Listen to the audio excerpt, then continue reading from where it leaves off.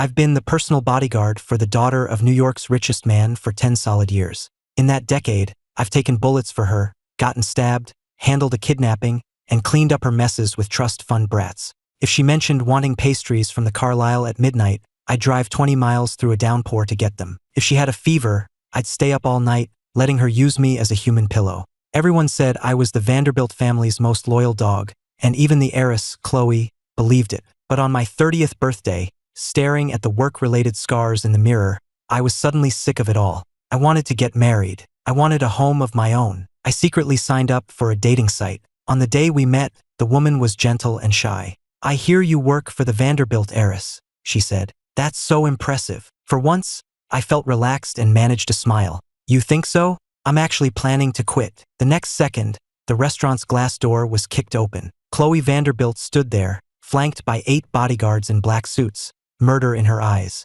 Her eyes were bloodshot as she flipped our table, grabbed my tie, her voice trembling violently. "Who gave you permission to quit? Who gave you permission to go on a date? I've owned you for 10 years.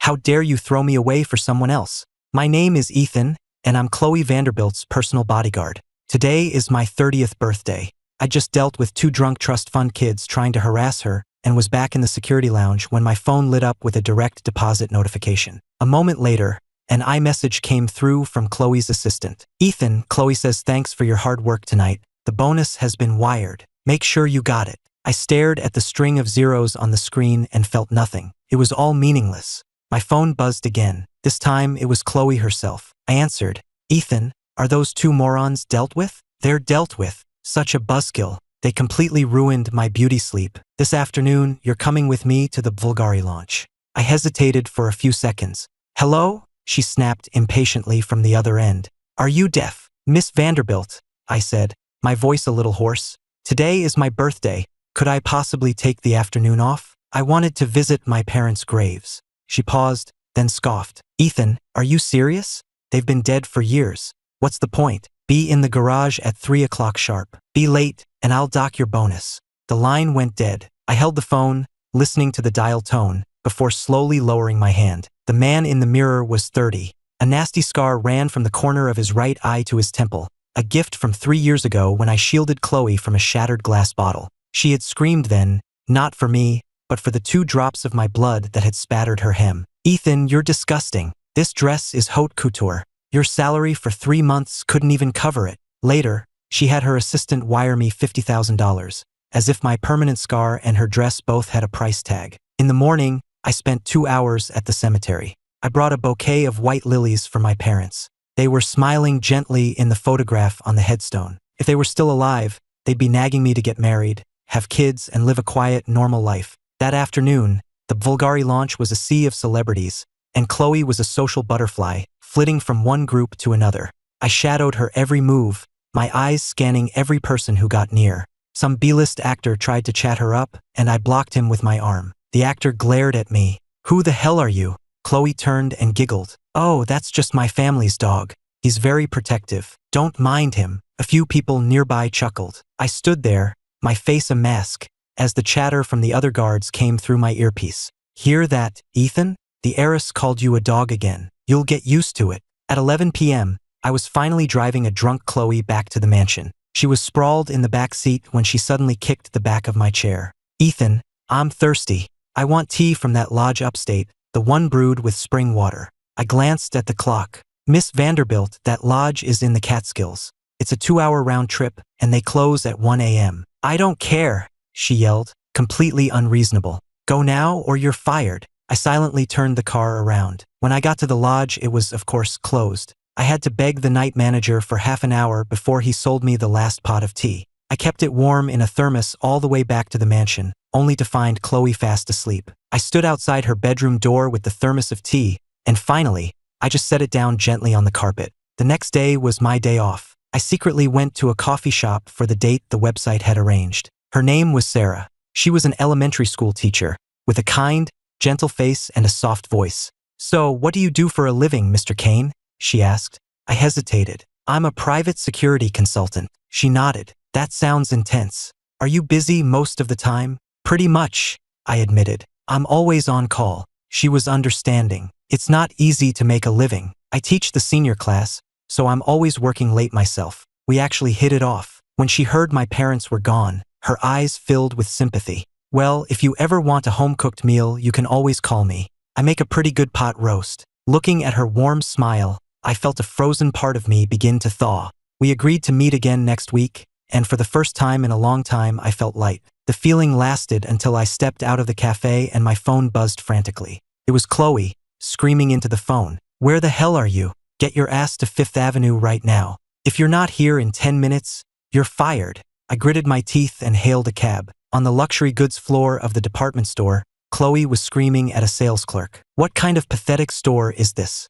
How could you sell the bag I wanted to someone else? Do you have any idea who I am? I will have this entire place shut down." The clerk looked like she was about to cry. "Miss Vanderbilt." This woman had already reserved the bag. A well-dressed, timid woman stood nearby, clearly terrified. I hurried over. "Miss Vanderbilt, what's going on?" The moment Chloe saw me, she grabbed my sleeve. "Ethan, she took my bag. Get it back for me." The other woman whispered, "But I reserved it a month ago." Chloe raised her hand to slap her, but I caught her wrist. "Miss Vanderbilt, we're in public. Think of your reputation." She shot me a venomous look. "Whose side are you on? I'd have been better off getting a dog. At least a dog knows who feeds it." The store manager finally came out and mediated, promising to source another bag for Chloe. Only then did she relent, storming off and dragging me by the arm. She was stone-faced the entire car ride. Suddenly, she snatched my phone. "Let's see what was so important on your day off." She unlocked it before I could react.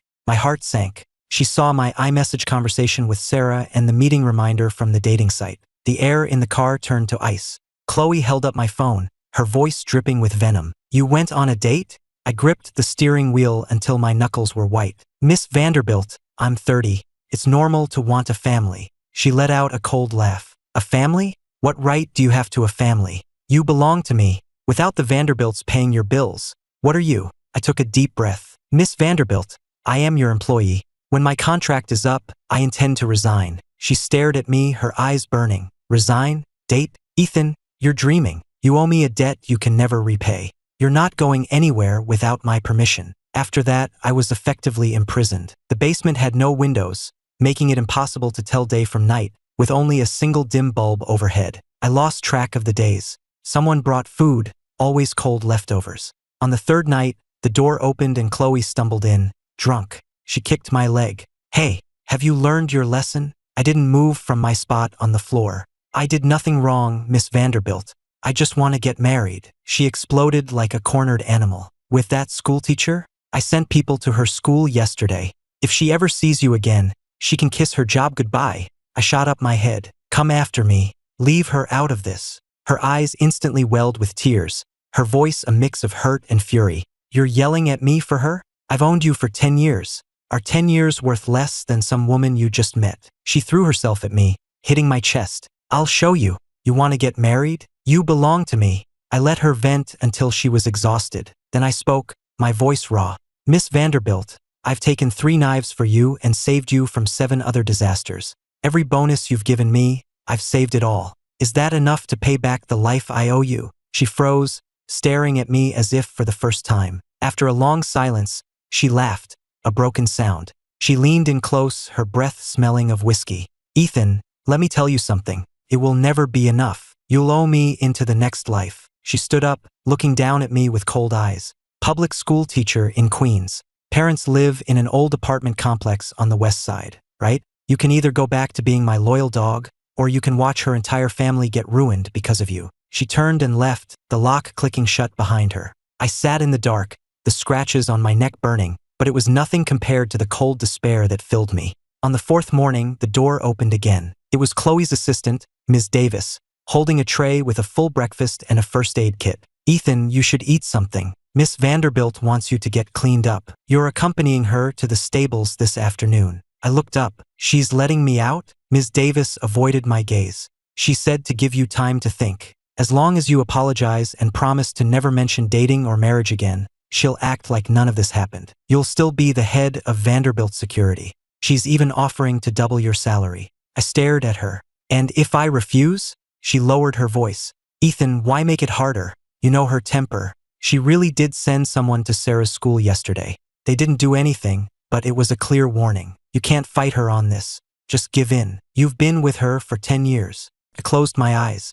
10 years. For 10 years, I had orbited her like a loyal moon, completely forgetting that I was supposed to have my own life. That afternoon, I showered, put on a clean suit, and transformed back into the impeccable head of Vanderbilt Security. When Chloe saw me, a satisfied smile spread across her face. So you've come to your senses? I opened the car door for her without a word. After you, Miss Vanderbilt. She hummed as she got in, clearly pleased. I knew you couldn't leave me. Tonight, you're coming to a charity gala. There's an auction. See something you like, and I'll buy it for you. Consider it compensation for the past few days. Her tone was uncharacteristically gentle. I just kept my head down. The sun was bright at the stables. Chloe rode her thoroughbred for a few laps, dismounting with flushed cheeks. She tossed the reins to me. Walk him for a bit. He seems jumpy today, so be careful. The horse was definitely agitated, snorting and stamping its hooves. I walked it around the paddock twice and was about to hand it to a stable hand when a car backfired loudly in the distance.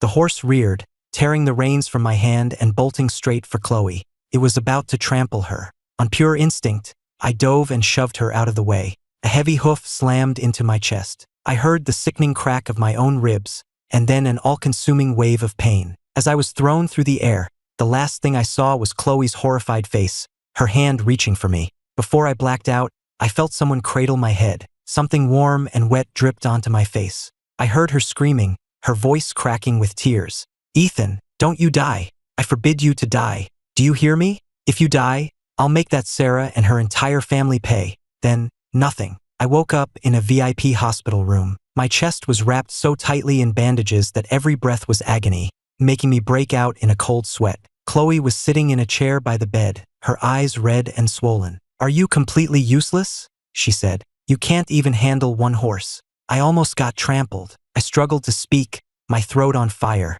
Are you okay, Miss Vanderbilt? She snorted. What would be wrong with me? You, on the other hand, have 3 broken ribs. The doctor said you'll be in bed for at least 3 months. She poked my forehead. You did this on purpose, didn't you, Ethan? Trying to pull some sympathy card to make me feel sorry for you. I closed my eyes, not bothering to argue. The doctor said another half hour and you would have been dead. The hoof missed your heart by less than an inch. You're lucky. I stared at the ceiling. Yeah, lucky. After 10 years of taking hits for you, I guess even the Grim Reaper feels sorry for me. Her face went rigid, as if my words had struck a nerve. She shot to her feet. Who is that sarcasm for, Ethan?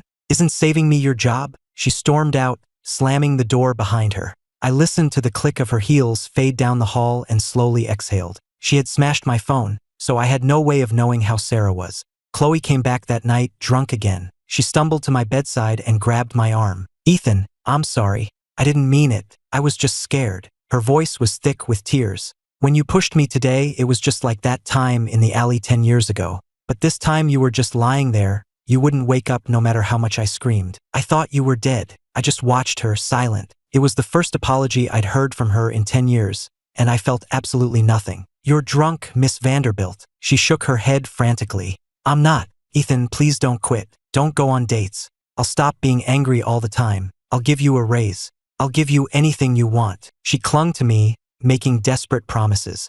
I gently pulled my arm free. I'm tired, Miss Vanderbilt. 10 years is a long time. Please, just let me go. Her crying stopped instantly. She looked up, her eyes blazing. You want to leave that badly? For that schoolteacher? What does she have? With me, you could have anything. I looked her straight in the eye and said, word by word, she can give me dignity. Chloe looked like I'd slapped her. Her face went pale. Are you saying I don't give you dignity? Ethan, be honest. Have I ever treated you badly? You go to the best places, wear designer clothes, drive luxury cars.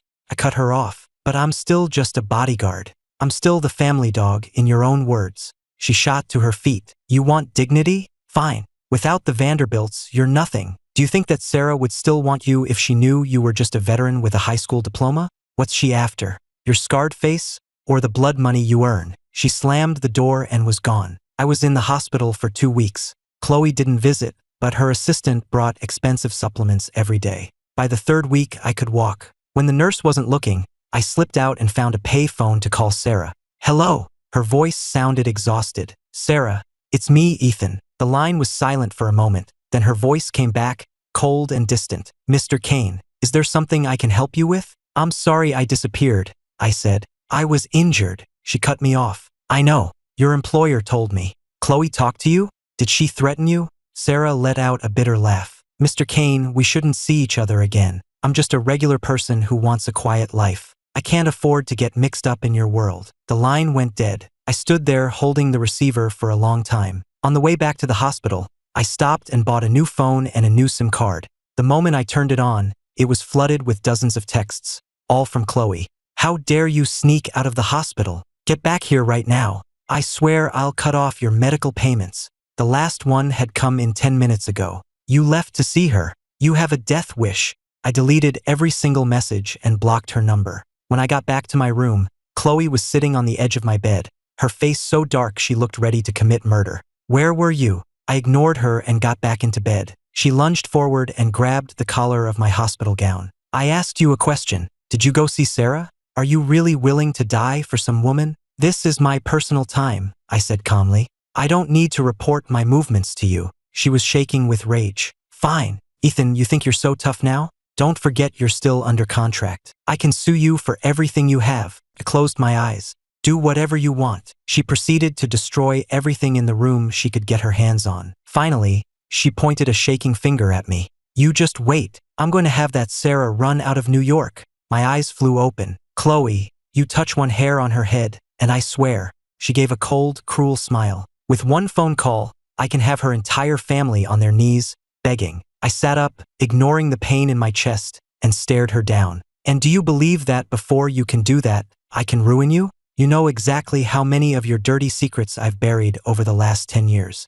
Her eyes widened in disbelief. Ethan, are you threatening me? For her, even a cornered animal will fight back, Miss Vanderbilt. I may have been your dog for 10 years, but that doesn't mean I've forgotten how to bite. Her face went white. She backed away. You're insane. I'll tell my father. He'll make sure you can never work in this city again. I actually smiled. Please do.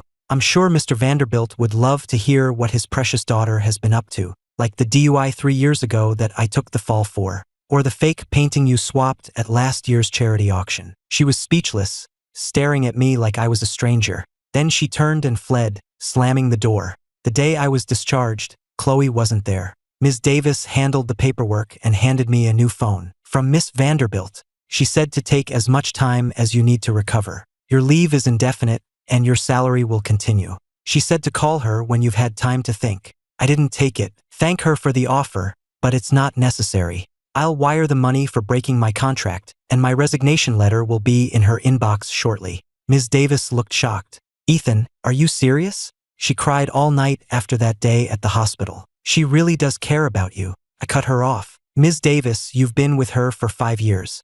How many times has she thrown something at you? She fell silent. I patted her shoulder. Find a way out. Don't waste 10 years like I did. I rented a small apartment in a different borough, far from the Vanderbilt mansion. It was simple, but it got good sunlight. I thought about Sarah sometimes, but I didn't call. Chloe was right. All I had to offer was a collection of scars and a bank account full of blood money. 2 weeks of peace went by. One night, I was taking out the trash and saw a familiar black Maybach parked at the curb. The window rolled down, and there was Chloe. She looked thinner, her eyes puffy. Get in. I didn't move. Is there something you need, Miss Vanderbilt? My father wants to see you. I frowned. What for? You'll find out when we get there. Don't worry, it's not what you think.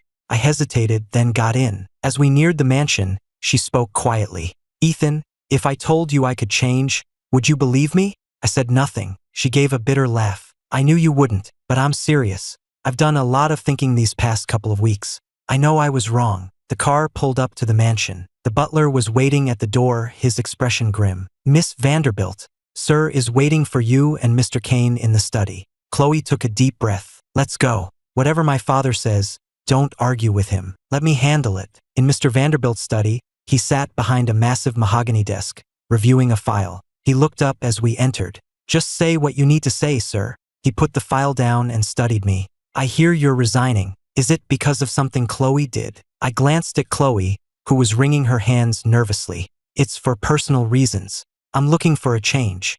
Mr. Vanderbilt smiled faintly. No need to be so formal. I've seen what you've done for Chloe over the past 10 years. If it wasn't for you, She would have been killed during that kidnapping last year. Our family owes you her life. He opened a drawer, took out a check, and slid it across the desk. $30 million. If it's not enough, name your price. I was stunned. What is this? Your compensation. Take the money and leave New York. Chloe shot to her feet. Dad, that's not what you promised. Mr. Vanderbilt's face hardened. Be quiet. Have you not caused enough of a scene? Losing your mind over a bodyguard. You've disgraced this family. He turned back to me, his voice softening slightly. Ethan, you're a good man, but you and Chloe can never be together. Just take the money and go. I looked at the check and almost laughed. You think this is about money? Mr. Vanderbilt raised an eyebrow. What else could it be? Surely you're not in love with my daughter. Chloe's eyes lit up, and she looked at me, full of hope. I shook my head. No. The light in Chloe's eyes died, and her face went pale. Mr. Vanderbilt narrowed his eyes. Then you have all the more reason to take the money. You sold us 10 years of your life. We can't have you walk away with nothing. I picked up the check and tore it in two. That won't be necessary. I'll pay the penalty for breaking my contract. Goodbye. I turned to leave. Chloe ran and grabbed my arm. Ethan, don't go. It doesn't matter what my dad says. I'll go with you. Restrain her. Mr. Vanderbilt roared. Guards rushed in from the hall and held Chloe back. She fought against them, screaming, Let me go. Ethan, if you walk out that door, I'll never forgive you. I walked out of the mansion without looking back. My phone buzzed. A text from a number I didn't recognize. You're cruel, Ethan, but I'm not letting you go. I'll find you no matter where you run. It was Chloe. I deleted it. It buzzed again. This time, the caller ID said Sarah. I hesitated, then answered. But it was Chloe's voice. Ethan, why don't you want me? How am I not better than that schoolteacher? Please come back. I'll give you anything. I frowned. You're drunk, Miss Vanderbilt. Put someone else on the phone. She giggled. There's no one else here. I'm at the Velvet Rope. A lot of men are looking at me. My stomach dropped. The Velvet Rope was a notoriously sleazy club. Stay right where you are. I'll call the Vanderbilt security team to get you. No, she shrieked. Don't call them. I want you. If you don't come, I'm leaving with the next guy who asks. The line went dead. I tried calling back, but the phone was off. I paced my apartment, but I couldn't just leave her there. I called the captain of her security detail. Miss Vanderbilt is at the Velvet Rope. She might be in trouble. The captain sounded stressed. Ethan, she fired the entire team this afternoon. Maybe you could go. I pinched the bridge of my nose. Send me the address. He thanked me over and over. 10 minutes later, I was at the Velvet Rope. I found Chloe passed out in a corner booth. She was completely unconscious, slumped over the table while a few guys circled like vultures. I shoved them aside and draped my jacket over her. Chloe, wake up. Her eyes fluttered open. When she saw me, a slow grin spread across her face. Ethan, you came. I tried to lift her, but she went limp, draping herself over me. I want to go to your place. I frowned. That's not happening. She leaned close to my ear, her breath hot with alcohol. Then take me to a hotel? I took a step back. Her eyes went cold. Stop pretending to be a saint. Am I not as good as that, Sarah? I grabbed her shoulders. If you don't stop, I'm calling your father. That made her freeze. In the end, I took her back to the Vanderbilt mansion. The butler's face lit up when he saw me. Mr. Kane, you've returned. I handed Chloe over to him. Look after her. I turned to leave, but Chloe suddenly wrapped her arms around me from behind. Don't go. I was wrong, I really was.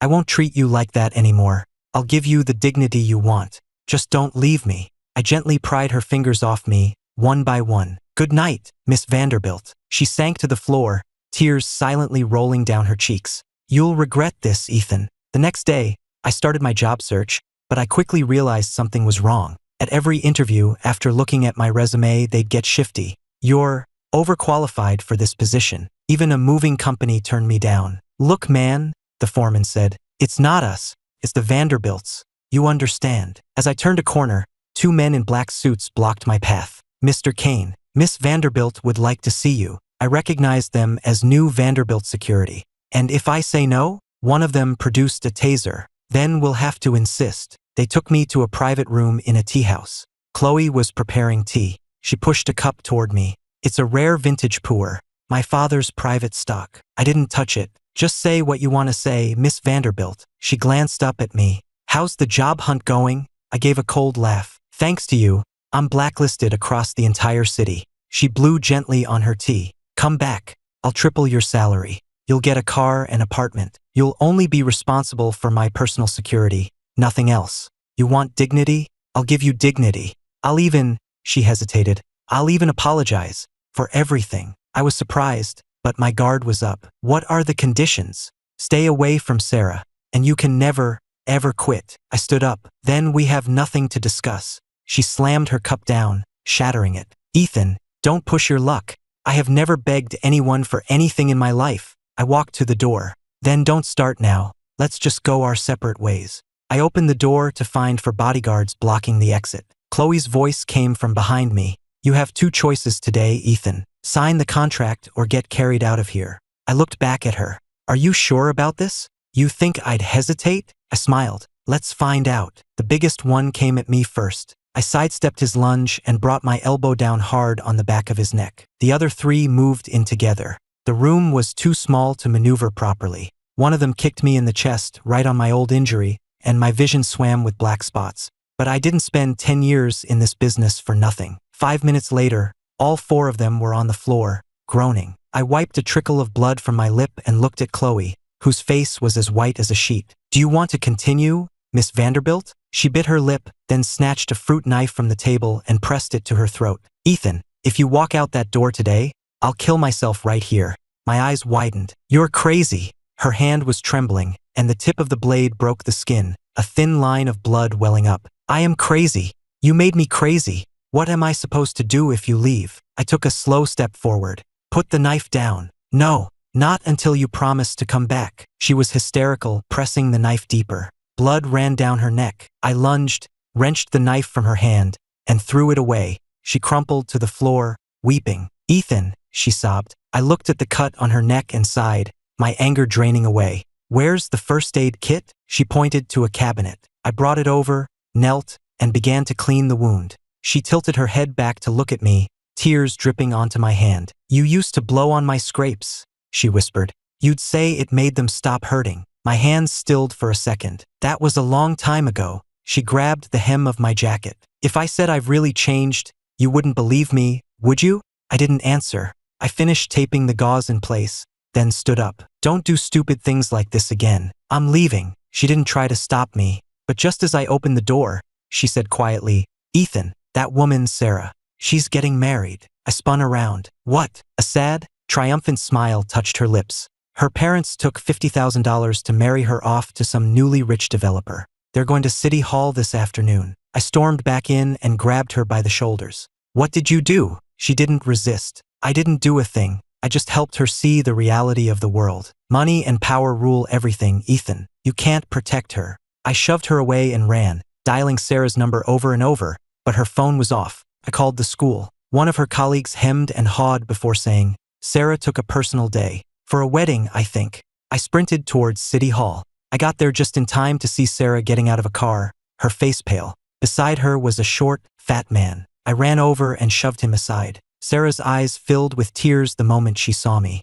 Ethan, what are you doing here? The fat man started yelling. Who the hell are you, touching my wife? I kept my eyes on Sarah. You told me you wanted a quiet, stable life. Is this it? Tears streamed down her face. My mother took the money. My father's in the hospital, he needs an operation. I'm so sorry. The man grabbed her arm. Stop talking to this loser and let's go get this over with. I grabbed his wrist. She doesn't want to do this. Can't you see that? He sneered. We already paid her family 50 grand. She doesn't get a choice. Now back off before. I didn't let him finish. I just hit him. Ethan, Sarah cried, grabbing my arm. I took her hand. Come with me. I'll pay the money back. I'll pay for your father's surgery. She stared at me, stunned. How? Where would you get that kind of money? I wiped a tear from her cheek. 10 years of selling my life. Is it enough to buy your freedom? Behind us, the man screamed, Sarah, you walk away and I'll ruin your entire family in this city. I turned and gave him a cold stare. You touch her family, and I'll hand over evidence of the Vanderbilt Corporation's tax evasion to the IRS. Let's see who gets ruined first. He immediately went silent. I led Sarah away and we took a cab back to my apartment. She was quiet the whole ride. As we stood outside my building, she finally asked, Why are you doing this for me? Because you said you make a good pot roast, I replied, and I'd like to try it someday. She smiled through her tears, then looked worried again. But the Vanderbilts, First things first. I'm wiring you the $50,000 now. Go give it back. She shook her head. I can't take your money. I had already completed the transfer on my phone. Just consider it a loan. You can pay me back with interest. She looked at me for a long moment, then stepped forward and hugged me. I gently patted her on the back. After she left, I stood on my balcony and saw a black Mercedes parked in the shadows across the street. Sure enough, my phone rang. It was Chloe, her voice like ice. Playing the hero, was it fun? I gripped the railing. What is it you want from me? She laughed softly.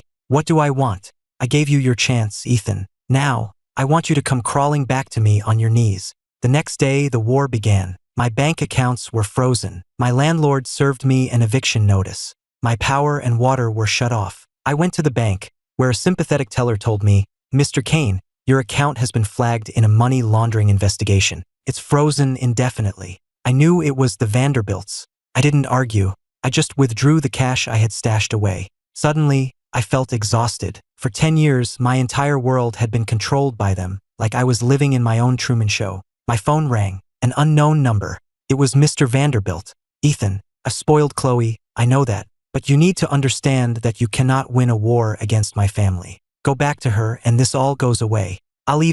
He paused. If you truly have feelings for her, I would consider allowing it. She is my only child. The company will one day belong to her and her husband. I laughed. And you think that's why I protected her for 10 years? He was quiet for a moment. There's no shame in ambition, son. Chloe can give you a life that schoolteacher can't even dream of. I looked out my window at the Vanderbilt Tower dominating the skyline. She can give me many things, but not the one thing I want most. And what is that? My freedom. After a long silence, he spoke one last time. You will regret this. After that call, I decided to leave New York. But when I tried to buy a bus ticket, the clerk looked at me strangely. Sir, the system says you're on a no-travel list. I stood there and took a deep breath. They were going to suffocate me. I walked out of the bus station, and the black Mercedes was there, waiting. The window rolled down. It was Chloe. Get in. I got in the car. What will it take for you to just let me go? Her eyes were terribly swollen. 3 days, she said.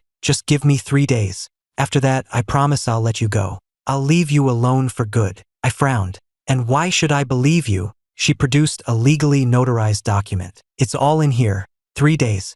After which, you are free, and I will transfer $3 million to your account as compensation. I read it. It seemed legitimate. Why 3 days? She looked out the window. It's my birthday soon. You were there for the last 10. Just be there for the last one. I thought for a moment. Fine, but on 3 conditions. No physical contact. You don't force me to do anything I don't want to. And you leave Sarah alone. A corner of her mouth twitched up. Deal. The first day, she took me to Coney Island. We stood in line for rides like a normal couple. On the Cyclone, she screamed her head off and gripped my hand so tight I thought she'd break it. She was sick afterwards. I handed her a bottle of water. Why put yourself through that? I asked. She wiped her mouth and smiled. I always wanted to come here. My father never allowed it. Said it was too dangerous. We got ice cream, and she managed to get it all over her face. Without thinking, I took a napkin and wiped her chin. She froze, staring at me, her eyes suddenly red. I pulled my hand back. She looked down and finished her ice cream in silence.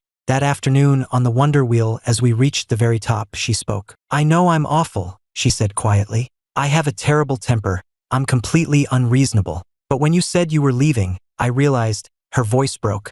I realized you're all I have. My parents are always working. My friends just want my money. You're the only one who's there to clean up my messes, to wait outside my door when I have nightmares, to stay with me all night when I'm sick. I stared out at the New York skyline. That was my job. She shook her head. No, it wasn't. When you took that knife for me during the kidnapping last year, I knew. No one else in this world would ever do that for me. As the wheel began its descent, she asked in a small voice, if it weren't for Sarah, could you have liked me? Even a little? I didn't answer until our feet were back on solid ground. Life doesn't have what-ifs. The second day, she wanted me to teach her self-defense. We were in the mansion's gym, and as I was showing her a move, she suddenly wrapped her arms around me from behind. Is this how you take down the bad guy? I went rigid. Let go, Miss Vanderbilt. It's almost over, she pleaded. Just for a second. I pried her fingers off me and turned to face her. We had an agreement. Do you really hate me that much?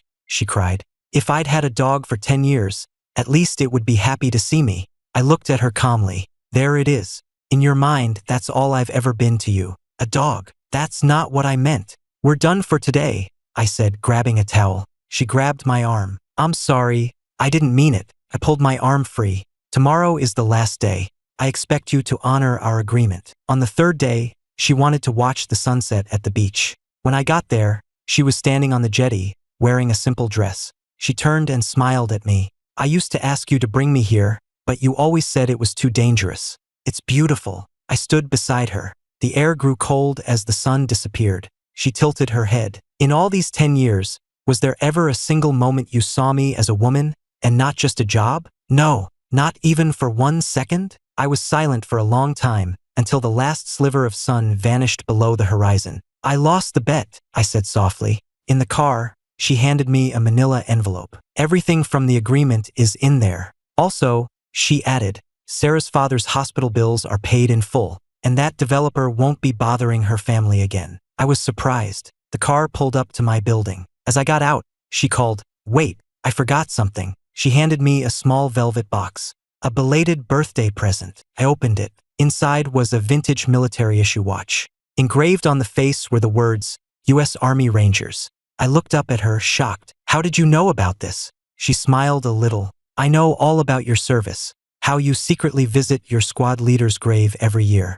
How you collect old military journals. How you keep your unit's photo under your pillow. Her voice was a whisper. You're not a bodyguard, Ethan, and you're not a dog. You're a hero. A hero I was never good enough for. She got in the car and drove away. I stood on the sidewalk holding the watch. On the back, a tiny inscription read, To my hero. My phone buzzed. A new text. You're free now. Go marry her. I stood there for a long time, staring after her car. The next day, everything was back to normal. My accounts were unfrozen. My landlord called to apologize for the mix-up. Headhunters started calling with 6-figure job offers. It was like waking from a long nightmare. I went to the hospital upstate to visit Sarah's father. His surgery had been a success. Sarah sat with me in the hallway, peeling an apple. I'll pay you back, she said. I promise. I took the apple from her. There's no rush. She hesitated. That Miss Vanderbilt, she hasn't bothered you again? No. Sarah let out a breath of relief. That's good. You know, I actually feel a little sorry for her. I looked at her, surprised. Why would you say that? She came to see me, Sarah admitted. She said she was giving you back to me. She'd been crying. Her eyes were all swollen. I froze. She came to see you? A few days ago. She said she wouldn't cause any more trouble for us. She even tried to give me a credit card, called it a wedding gift. I didn't take it. I ate the apple in silence.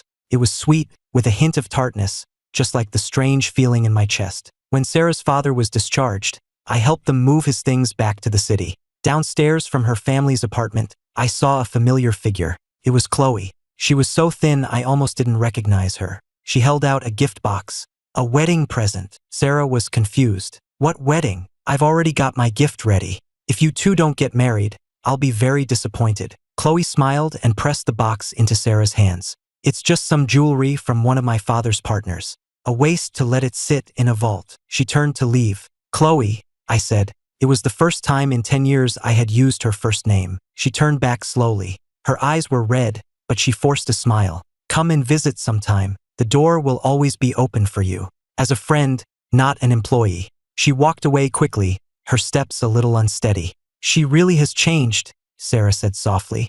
I didn't say anything. I just watched until she was gone, and felt a weight I'd been carrying for 10 years finally lift. 6 months later, Sarah and I had a small engagement party. Just before it started, a massive basket of flowers was delivered. Tucked inside the roses was a card. It read, To my hero, be happy. Should we invite her in? Sarah whispered. I shook my head. She won't come in. Later, during the toasts, I heard a noise out in the hall. I stepped out and saw a familiar figure disappearing into an elevator at the far end of the corridor. By the time I got downstairs, all I saw was the black Maybach pulling away from the curb. I stood there for a long time, until Sarah came out to find me. What's wrong? She asked. I took her hand. Nothing. It's just a little windy out here. Let's go back inside. I heard later that Chloe went to study abroad. She posted photos on Facebook sometimes. In every one, her smile looked a little more real. One photo had a copy of an old military journal in the background. I liked it. She replied almost instantly with a smiley face emoji.